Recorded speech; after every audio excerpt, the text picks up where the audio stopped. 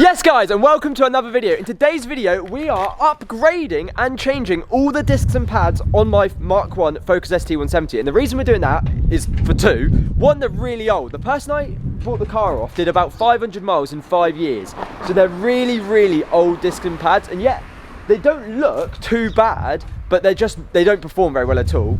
Also, when I did my brake test video in this car, I warped the front right disc. Every single time I brake reasonably heavy, it sort of goes vuv, like you feel it in the brake pedal, like pushing against you.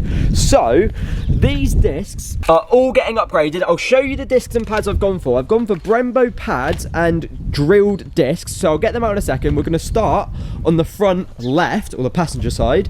We're going to do both these sides, and then I won't record the other sides, but we'll do them. But there's no point in showing you how to do the same thing twice. So obviously you want to crack all the wheel nuts, jack the car up, take the wheel off, and then we'll start with taking the discs out. But I'll show you how to do that, and we'll talk you through how to do it. But first, I'm going to get the discs out to show you what they look like. So these are the rears. So they are 280 rears, and I got 300 fronts, which are just standard ST170. I've gone for the drilled discs.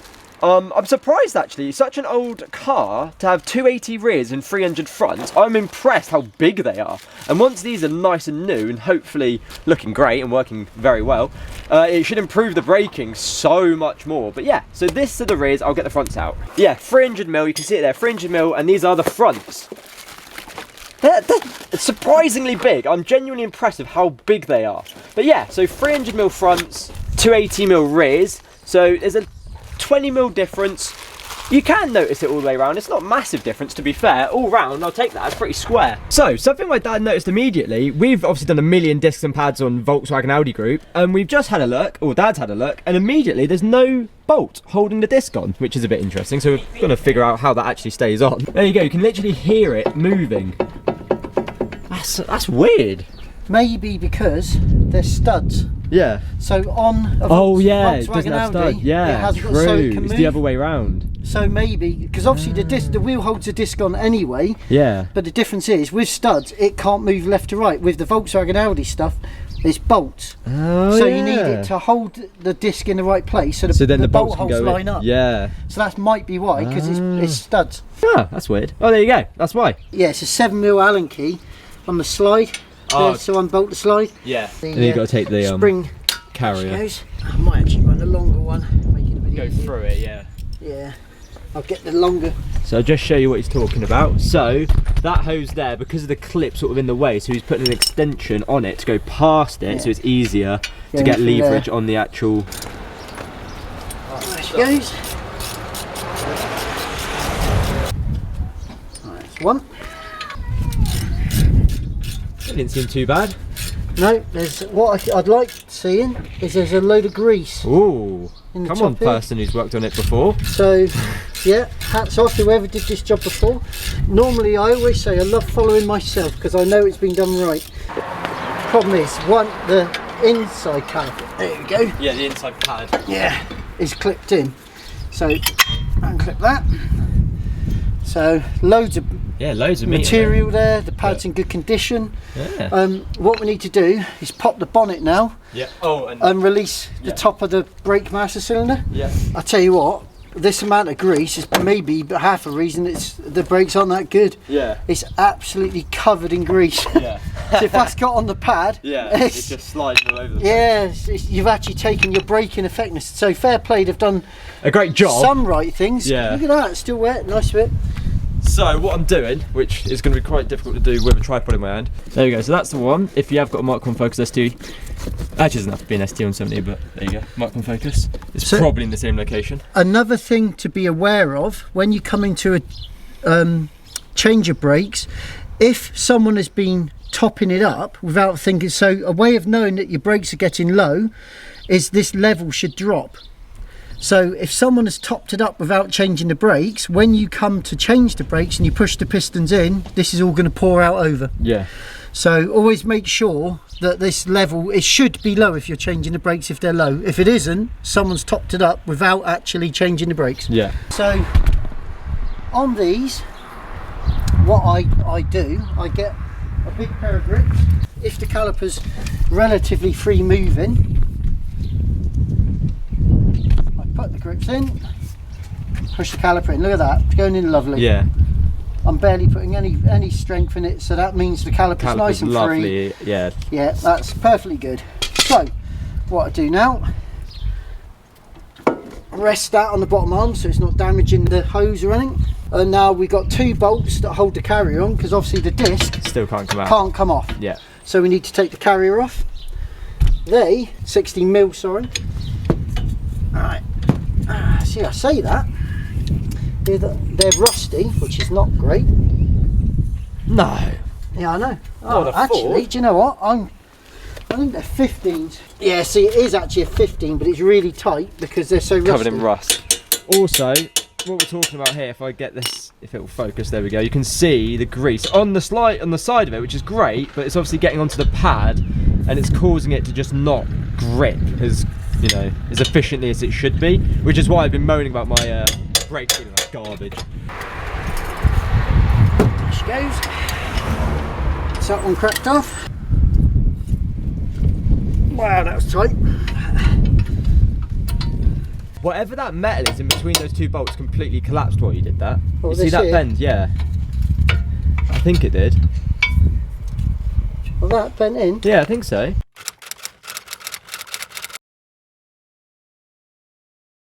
Right, so whenever you get discs, they're covered in oil and grease to stop them rusting. So, brake cleaner.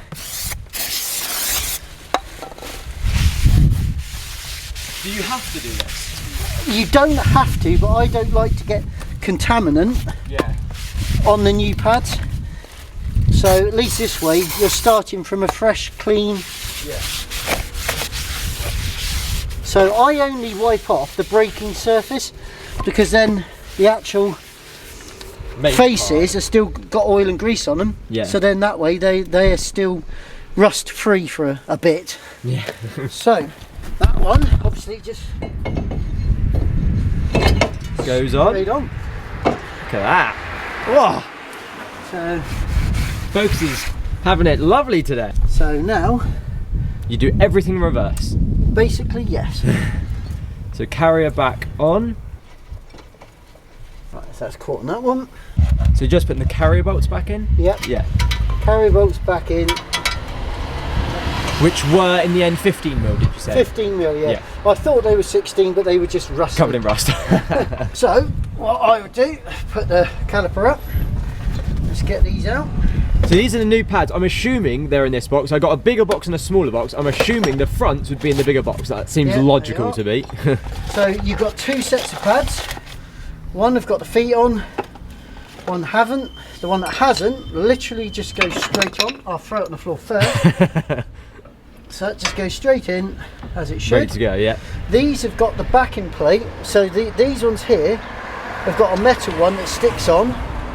These it's already stuck on. So it's not that we're not putting it on, it's just already on there. Oh, okay. So then that one, you just guide the feet in. Oh, look at that. There we go. That's quite loose actually, it's unusual. There. Right, and then That's simple. all we do is get a 7mm, catch them in. We would grease these, Yeah. but they're already greased, they're already free, they're clean. Yeah. So Gonna leave them as they are. yes. Now these don't have to be murdered up. You just, it's like a spark plug. You just give it a little, that's it. You don't absolutely wrench them up because they're only holding in place like that. They're only stopping the caliper going up and down and twisting. So you don't, if you put all your weight on them, you'll snap them. So before we forget as well, we put this hose back in its mounting. There we go. Right, now the anti-vibration spring. Now these can be quite awkward. What I always do is you put one end in, first, get that in. And bend the other one sort of round. Yeah, just catch it, and while it's slightly caught, pull it out and around. Got it. There she goes. There we go. Well, Done. So that is the front's done. so pump the brake pedal. You don't need the engine running, just pump it. Solid. Yeah, now off. There you go. So it's releasing fine, so we know that's fine. The caliper's released fine. There we go. Front corner done. I'll turn the steering back. Wheel back on, torque it back up. And that is how you change the disc on a Mk1 Focus ST170. Okay, so coming to the rear of the car, these are all the tools you're going to need and why, and Dad's going to luckily talk me through exactly what is here and why we need it. So first of all, obviously that's just to take your wheel off. So you want your breaker bar, 19mm socket. You need screwdriver just to pry up pads and stuff, that's just basic. Your caliper wind back tool, because obviously the handbrake is in the caliper, so obviously you need tool number 4, which just slots on there, and a right hand thread because you have a left and a right, and then 13 and 15mm for your caliper, because that's the outside bolt, and this is the pinch bolt on the inside of the slides on the caliper, and then a 13mm socket and ratchet to undo the caliper hangers. Now you don't have to take the caliper hanger completely off, you can leave it loose just so you can get the disc out. So yeah, let's just jump in it and take it off.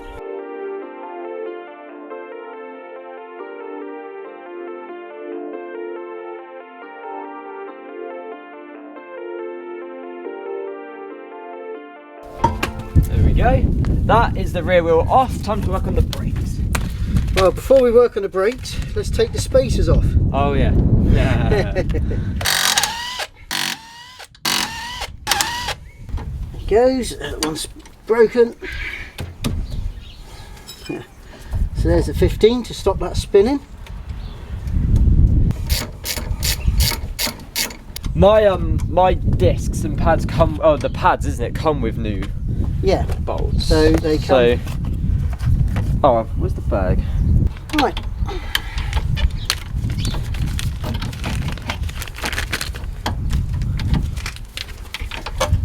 Yes, as you can see, we get, that's the old bolt, which Dad's just taken out, replaced with a new one that comes with the pads.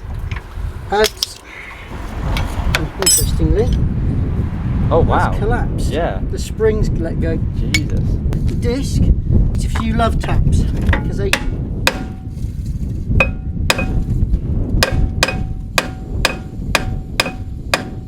you're shocking all the rust from behind.